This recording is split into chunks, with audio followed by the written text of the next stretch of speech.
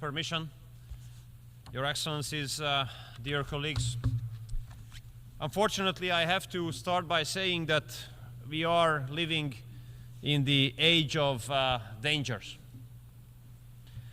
And 34 years ago, when we got rid of our communist oppressors and we shifted from a one-party dictatorship to parliamentary democracy, and we shifted from a planned communist economy to market economy, or 25 years ago when we joined NATO, or 21 years ago when we joined the European Union, we would not have thought that we will be faced once again with the phantom of Cold War. And similarly, a couple of years ago, we would not have thought that war would return to Europe. And dear colleagues, Your Excellencies, nowadays this is the reality.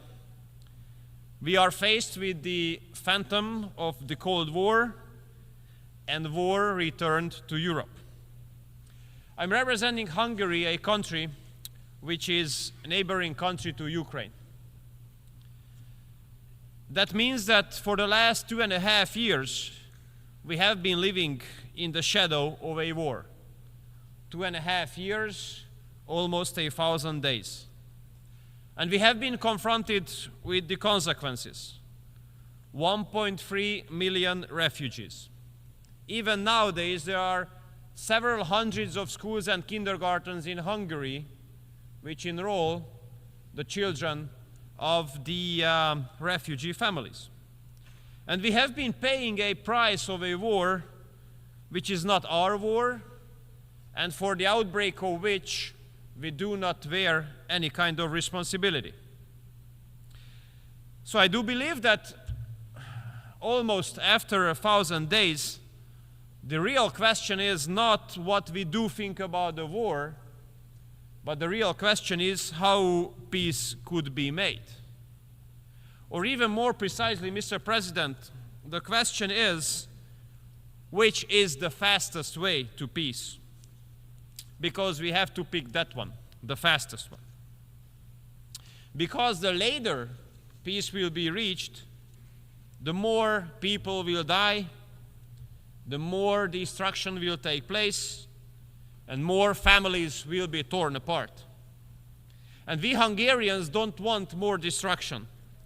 We don't want more families to be torn apart. We don't want to see more videos about violent conscription.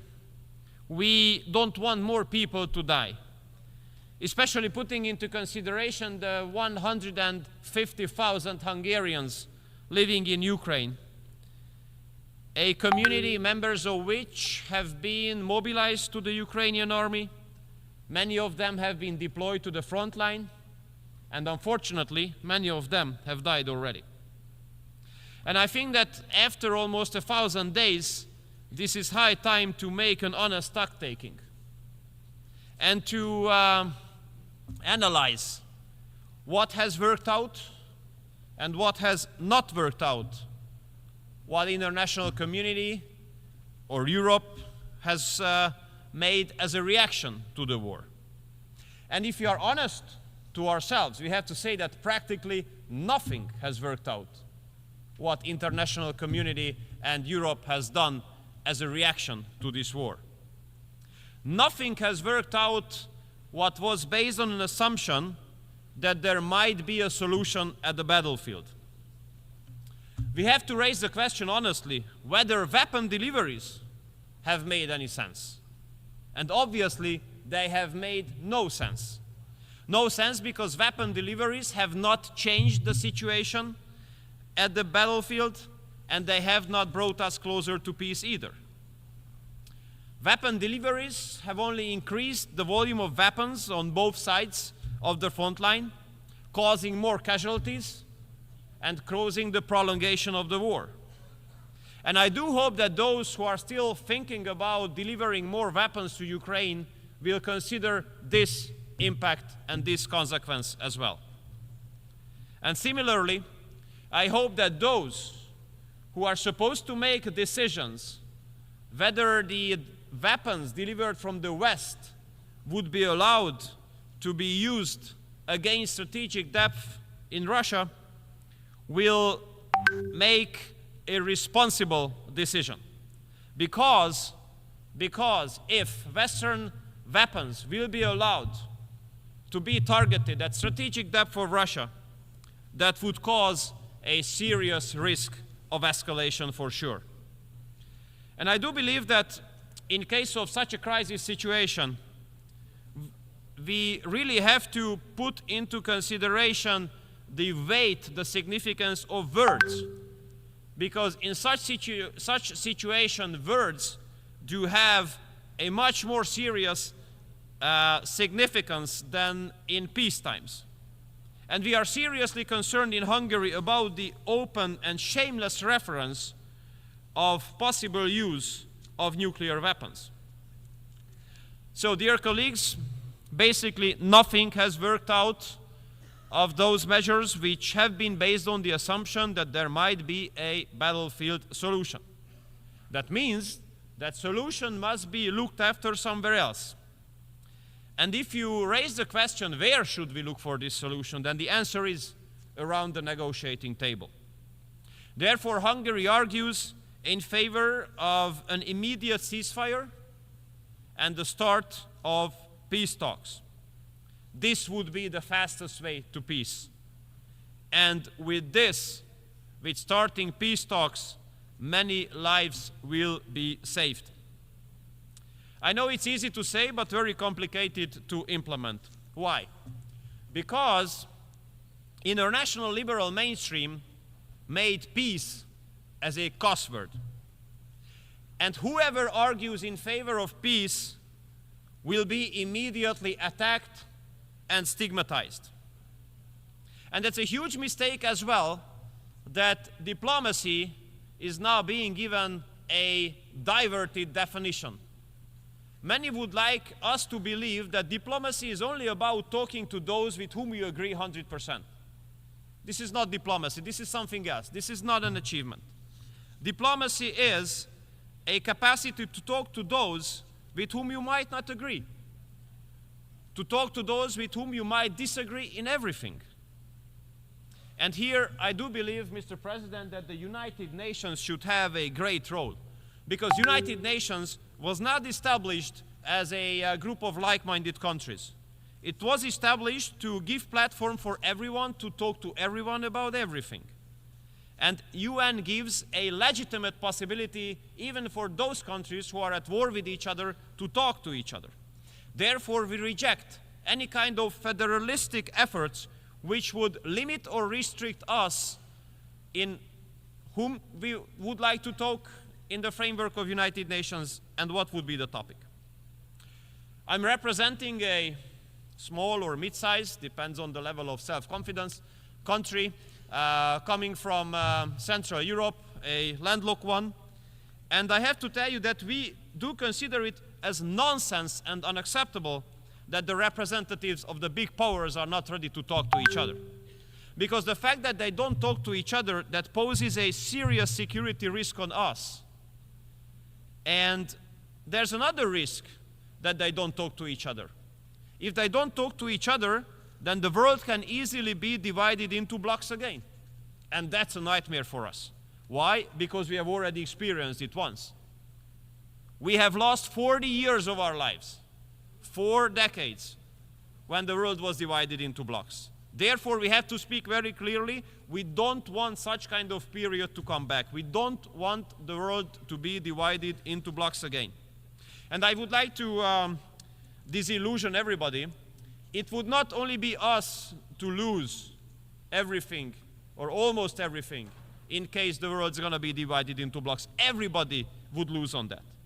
I do believe that a civilized East to West cooperation could bring a lot of profit to the whole world. Therefore, we Hungarians argue in favor of connectivity. We wish the next period, the next part of global history would be not about a new Cold War, but would be about connectivity. And although we are a relatively small country, but we can serve as a good example. What a big growth potential is being represented by a civilized East-to-West cooperation. We have been carrying out a pragmatic, patriotic foreign policy based on common sense and aiming at reaching the national interests. And as an outcome of that, Hungary became a meeting point of East and West. The biggest corporates of the Eastern and Western economies are meeting in Hungary. Imagine in Hungary, the top German premium car makers and the top Chinese electric battery manufacturers are not only working together in one country, in one city, they are building their factories next to each other on the neighboring plots. So therefore, I have to underline that the strategies of those corporates which have a determining impact on continental economies cannot be successful without free global economic cooperation. Dear colleagues, it has not been a long time ago that that time Federal Chancellor of Germany was speaking about a economic and trade cooperation zone starting from Lisbon, ending at Vladivostok. And it has not been a long time ago that European political leaders spoke about Eurasian cooperation. Unfortunately, nowadays, we are far away. But it's not impossible to return there. But there's one very important major precondition. Global politics must change fundamentally. What would that mean? It means in our reading that global politics must come back to the basis of mutual respect. And dialogue and diplomacy must return as the major tools here. And this is absolutely not hopeless, because our experience here at the General Assembly being convened in New York, our experiences do prove that the friends of peace are in majority in this chamber. And we Hungarians are proud to be part of this global majority for peace. And we are ready to support all global initiatives which are aiming at reaching peace. And we are ready to discuss all peace plans. And we consider it as unacceptable that some countries would like to give exclusivity to one or another peace plan, acting as if the other one would not exist. We absolutely want all peace plans to be discussed. And here I would like to commend the People's Republic of China and Brazil for putting together a plan. And we do hope that that plan will be on the agenda as well. Dear colleagues, if we could reach peace, it would not only save lives of the people, but would give a big support, a big help to many countries in the transatlantic community where I'm coming from, to get rid of the huge burden of hypocrisy. And I tell you why. Many Western colleagues of ours like to say that they got rid of the energy sources of Russia, for example. This is one of the biggest fake news ever. Because the Western countries continued to do business with Russia just like others. They just simply deny it. If you look at the share of Russian gas in the LNG ports in western part of Europe, you might be surprised. Or if you have a look at the oil arriving to the western countries in Europe, where it comes from originally, you might be surprised as well.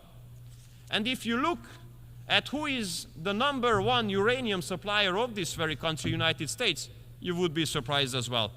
In order to avoid your homework to look for it, this is the Russian Federation. Dear colleagues, all these prove that economic sanctions are totally useless in this regard. They absolutely don't work out. They put much more harm on some European economies than on the Russian economy. Many Western countries and Western economies do evade the sanctions. So I think it's no wonder that we cannot recall any successful sanction mechanism in history. These sanctions do not make any sense as well. Dear colleagues, the war in Ukraine puts a serious security risk on Europe. But this is not the only security risk there. We in Europe have been faced with massive waves of illegal migration, and unfortunately, Brussels made a huge mistake there because they wanted to manage migration instead of stopping it.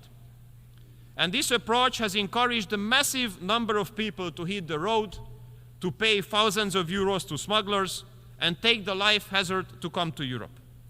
But we Hungarians, we do stick to our own right to make a decision on our own, whom we allow to enter the territory of our country and whom we are ready to live together.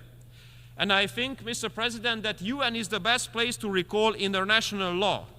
International law speaks very clearly. Everyone who has to escape from his or her home has the right to stay temporarily on the territory of the first safe country, but not on the second, on the third, or the fourth one. Therefore, Hungary will continue to stop the flow of illegal migration on its border, through which basically we save Europe from further huge security-related challenges. And in the meantime, this is insane that while Hungary is protecting its border, has to pay a fine of multiple tens of hundreds of millions of euros because of complying with international law. So my summary goes as follows, Mr. President. In the last 10 years, Hungary has carried out a pragmatic, patriotic foreign policy strategy aiming at national interest and guaranteeing the security of our own citizens. And we will continue to do so, as we will continue to be always honest and open. And we will do always what we say, and we will always say what we think. It might be unusual nowadays. How it is possible? It is possible because there's an unusual political stability in Hungary, which is very unique in Europe. We have won all elections in the last 18 years, the one-party right-wing government. That means that people like what we are doing, they support what we are doing, and they give the approval to continue.